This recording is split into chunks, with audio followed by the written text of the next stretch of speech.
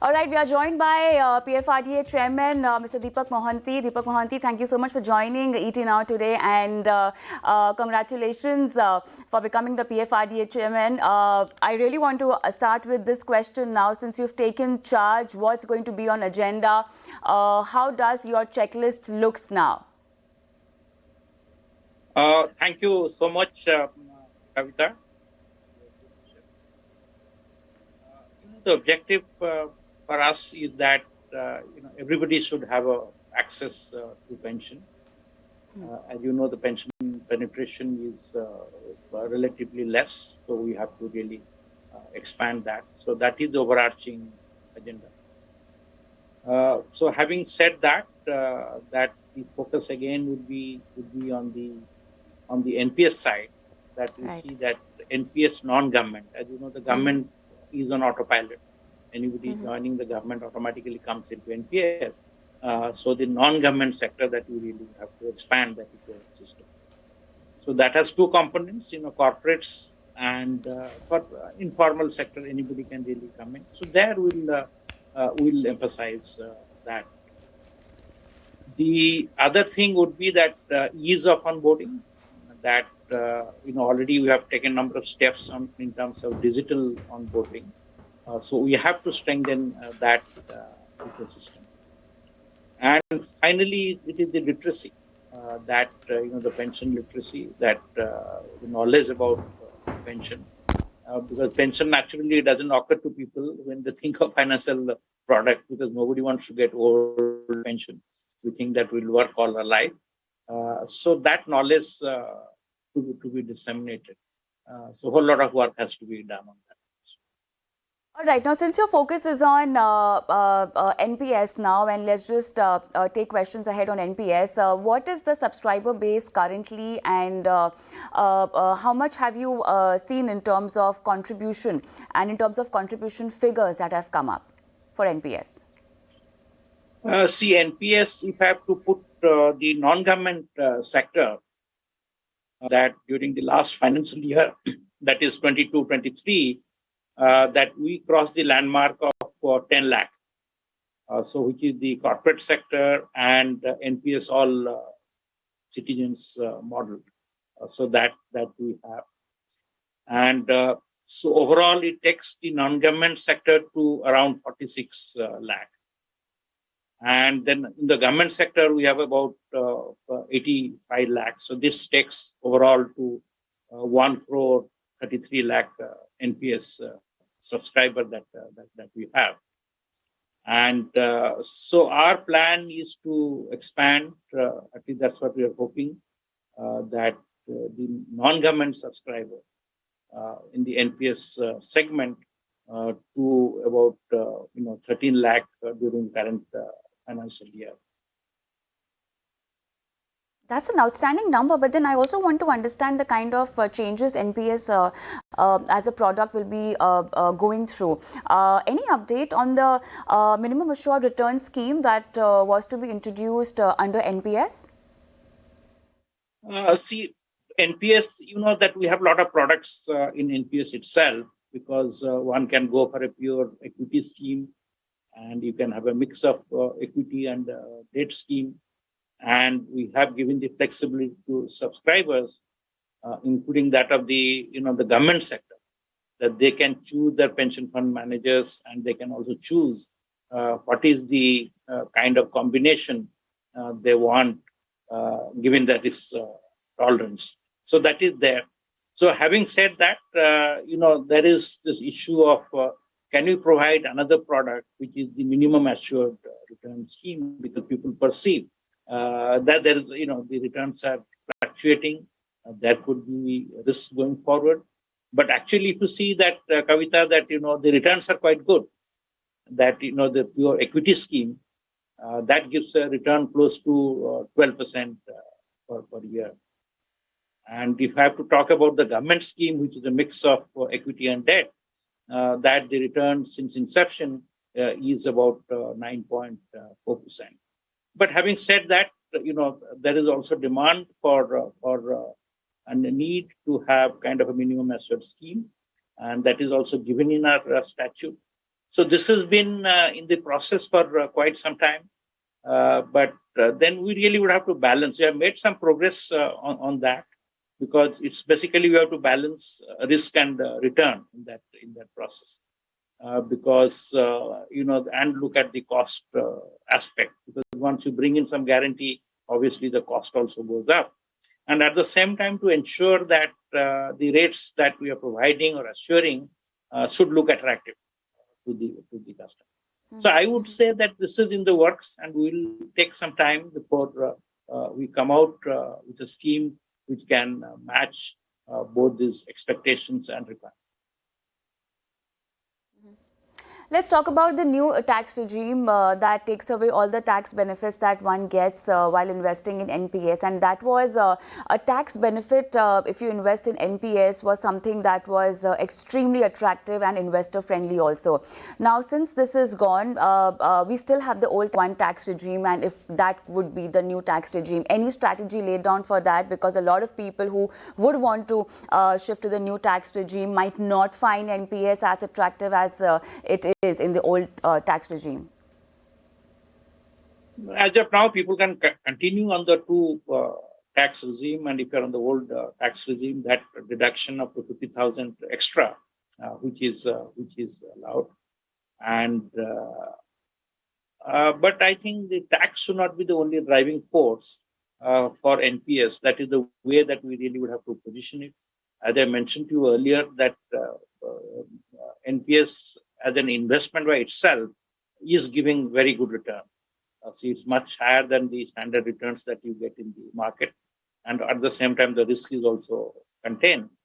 So we saw that, as you rightly said, there is a particular segment which goes for tax, and so then we saw a little bit of a dip in the NPS enrollment during the last quarter, because the last quarter again is driven by people, some of whom come for the tax benefit.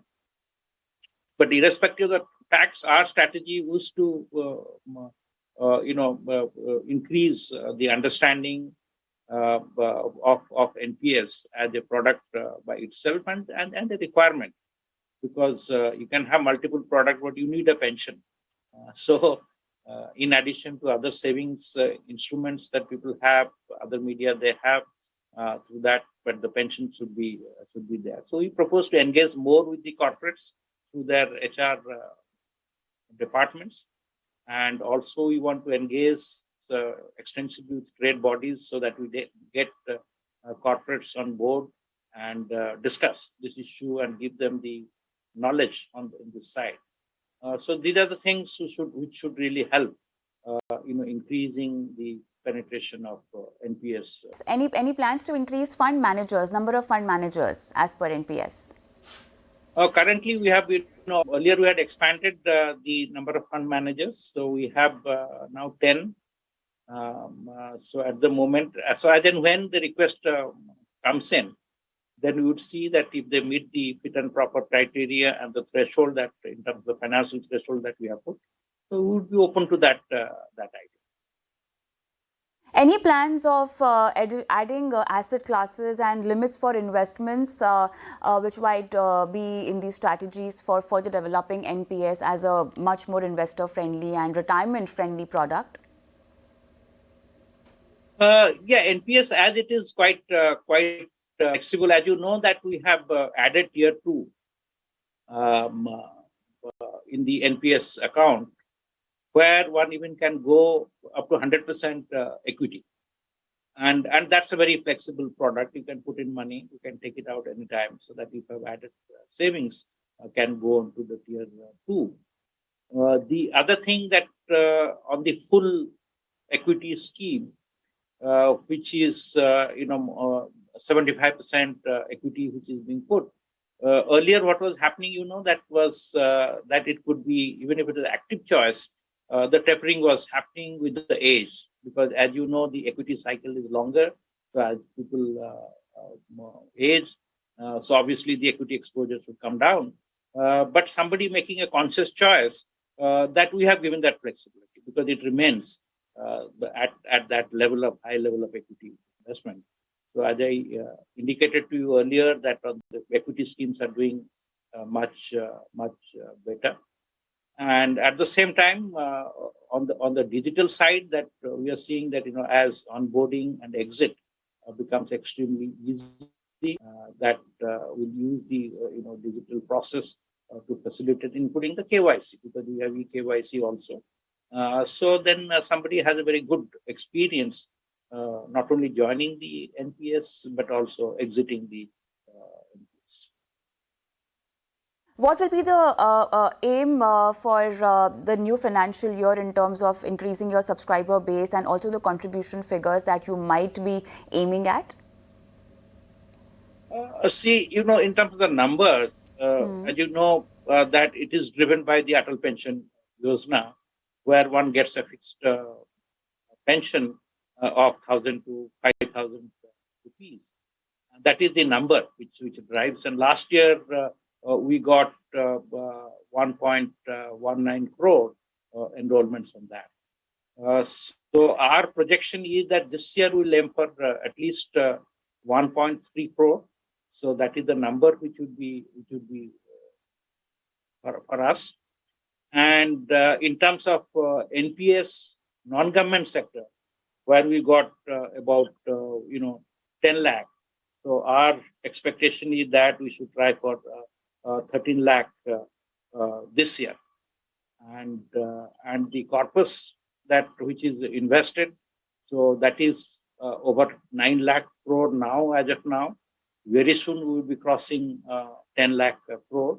But going forward, as you know, the corpus again, that what you bring in, and also that what is the kind of a return one gets. So the whole thing should grow on that basis. But very soon we are going to cross 10 lakh crore of pension investment, which is a landmark. Last question to you, and then we wrap up this discussion. A debate of old NPS and new pension scheme. Few states have also asked custody for the corpus that's been accumulated in those states for NPS. Now, what's the status over there, and what's the committee that's about to be formed looking at currently? No, I don't. I think it's too early for me to say anything on the committee, but. One of the terms of reference of the committee is also to see that how we can make NPS even better for the government employees. So that would be examining. But as you know, that between the NPS and the old scheme, the differentiation is that of this is a defined contribution plan. Whereas the old scheme was defined benefit plan. The current scheme is, it is fully funded, but the old scheme is not funded. It's an unfunded scheme. And then globally, that what we see, so there is a move all over the world towards going for a defined contribution plan, and also keep the pension corpus funded to the extent possible. So that is how it is.